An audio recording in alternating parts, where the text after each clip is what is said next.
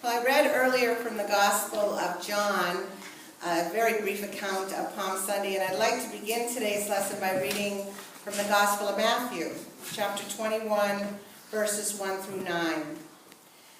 When they drew near Jerusalem and came to the Mount of Olives, Jesus sent 2 disciples, saying to them, "Go into the village opposite you, and immediately you will find a donkey tethered there and a colt with her.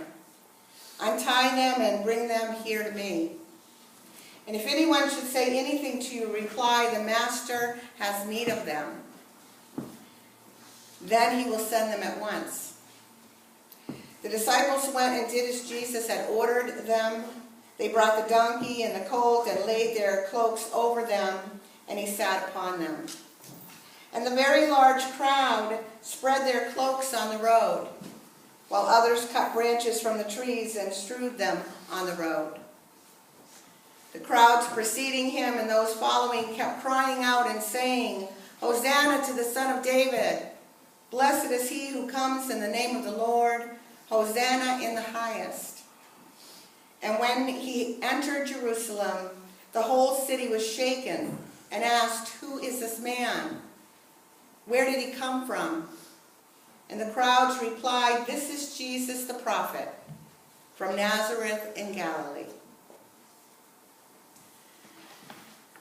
So every year around Palm Sunday, I always have a certain song that comes to mind. It comes from one of my favorite rock operas.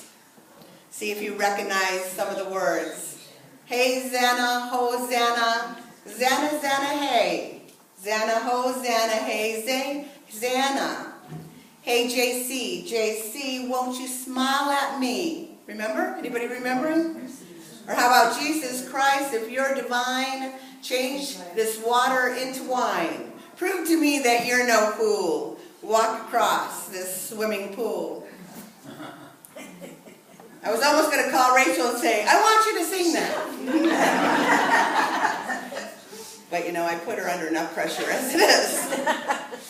Well, with these words, Weber and Rice's rock opera, Jesus Christ Superstar, really has captured the excitement of what that day was all about, that first Palm Sunday parade, that nationalistic, religious, frenzied carnival. Because that's what it was. What a day. It was truly like a carnival. It was like a circus. It was like one of those big holiday parades. Hundreds of thousands of people were wedged into the holiest of the holy cities. Hundreds of thousands of pilgrims were jammed into those narrow little streets, shoulder to shoulder, arm to arm, unable to move, unable to walk, body to body. Can you picture it? You couldn't squeeze through this mob of people crammed into those little narrow streets of Jerusalem. You could hear the hawkers hawking their goods. "Fine lamb, best lamb here. Come and get your goods for the Passover dinner." Great food. It was a madhouse, really. Dirty streets, dusty mules, pilgrims chanting their prayers, and Roman chariots riding back and forth. Complete chaos. And on that chaotic, crazy day, the reputation of Jesus had already spread throughout the crowds. Because you see, the day before, Jesus had performed one of his mightiest miracles. Anybody know what he did the day before Palm Sunday? Raised Lazarus from the dead. And not only had he raised Lazarus, but just a few hours before coming into the city, he healed 2 blind men. They now were able to see. And the masses of people, folks, had heard about these miracles. And everyone wanted to see if he could pull off another trick like that. The crowd wanted to see more miracles. They wanted to see another blind person be given sight. They wanted to see a deaf person hear. They wanted to see the skin of a leper made pure. They wanted to see this healer in action, this mighty miracle worker. And if they saw a miracle, if they saw a man actually raised from the dead, then maybe they would believe. If they actually saw a blind man given his sight, they would maybe become true believers. If the Houdini of the Holy Land could pull another trick out of his bag, then they would believe. Hey, JC, won't you smile at me? If you're divine, turn my water into wine. Prove to me that you're no fool. Walk across my swimming pool. That is the way it was on that first Palm Sunday. There was a crowd of people to see the Houdini of the Holy Land in action.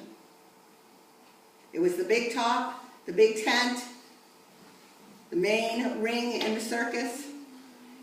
And as Jesus approached on that first Palm Sunday on that little donkey, I wonder what must have been in his thoughts. Because he was on a very different journey, wasn't he, that day? He wasn't on a journey to come into Jerusalem to perform miracles and to amaze the crowds. He was on a journey that would change his life, change his former self into a way of being a completely new and different self. He was not there to fulfill his human mission as the human Jesus. That was over. The ministry was over. He knew it. He knew what lay ahead of him in Jerusalem as he came in on that donkey. He was entering Jerusalem to fulfill his divine mission, his divine purpose as the Christ, as a fully awakened being. And so we can look at this journey as a rite of passage for Jesus. And so starting off a rite of passage, it's not that unusual, right, to have a big celebration, to have a big hoodoo. You know, think of rites of passage in your own life. What do we do, you know, on graduation day, graduation parties, birthdays, significant birthdays, weddings, even funerals, you know, are a day of gathering and in some culture celebration. So they were having their big day of celebrating who Jesus was, but I don't think they had the full awareness at that moment of what he was to become. He was about to leave one phase of being to enter into another. So this, folks, is a story about you and me. It's our story. Today I want to talk to you about rites of passage. Because rites of passage are all around us. A rite of passage is something that I move through in life, often in the midst of great change and challenge. And rites of passage are things that I must go through, yes? You have to go through it. You can't hang out at the party. You can't get stuck there. Yea, though I walk through the valley of death. Anthropologist, oh, I got that out right. Anthropologist Van Gennep created the term rites of passage to describe the ceremonies that tribal people used to mark a person's transition through life. Transitions such as birth, coming of age, marriage, giving birth to a child, and death. He identified a key element present in all rites of passage, and that is the acknowledgement of the ending. I can't have a new beginning, folks, until I acknowledge that something is ending.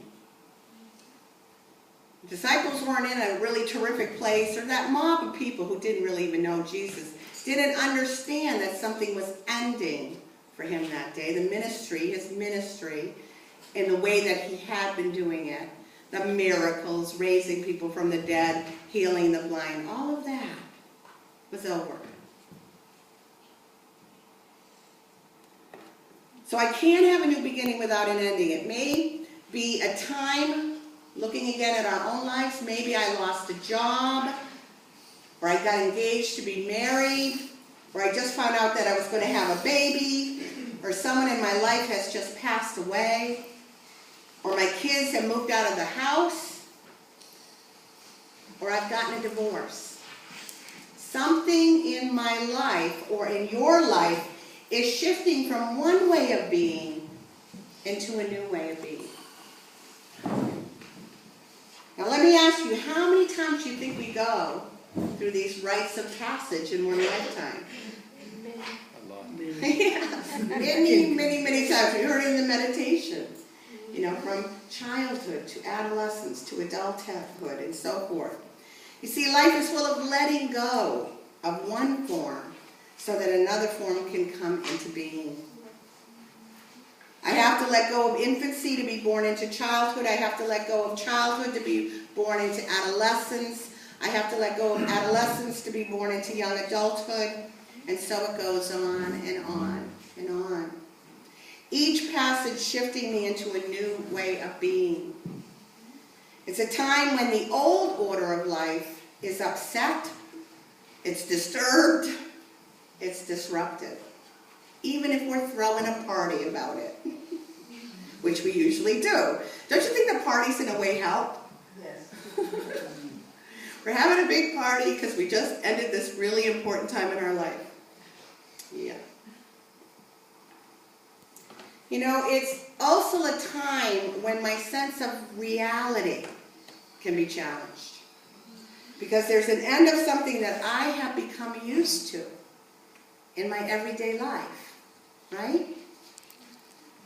And this is when I enter in a state that anthropologists call liminal or liminality, which actually means betwixt and between. Liminal, liminality. It comes from the Latin word limen, meaning threshold. The threshold is the part of the house where you're neither inside or on the outside, yes? It's in betwixt and between. It's that space in between. And it's in this space, this liminality, that is neither the old way or the new way, that I learn what I need to learn to prepare me for the new beginning. It's where I learn knowledge and skills needed for the next step. This liminal state is a wonderful opportunity to gain spiritual strength and wisdom and to experience mystical breakthroughs. There's a great book written about transitions by Robert Brummett. He calls it being in the wilderness between endings and new beginnings.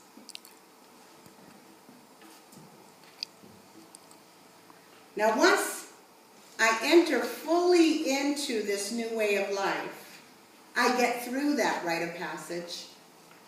Do you know what happens? What happens next? I can't ever go back. I can never go back to the way it used to be. Doesn't mean I don't yearn for the way, you know, how many of us spend so much life thinking about the good old days? But can you go back there? Can it ever be the way it was? I love that expression. You can't put your foot in the same river twice. Get it? Can't put your foot in the same river twice. For example, before the bombings at last year's Boston Marathon, anyone could hang out at the finish line with a big backpack on their back, right? And nobody would even take notice of it. But now tomorrow for the Boston Marathon, the first one since the bombings, there is a liminal state where we have to find our new footing. You know, the past year has been spent by professionals gathering knowledge, gathering information and wisdom about how to do things differently, right? They've had to find new ways on how to protect the public the runners and the spectators. The marathon is in that liminal state.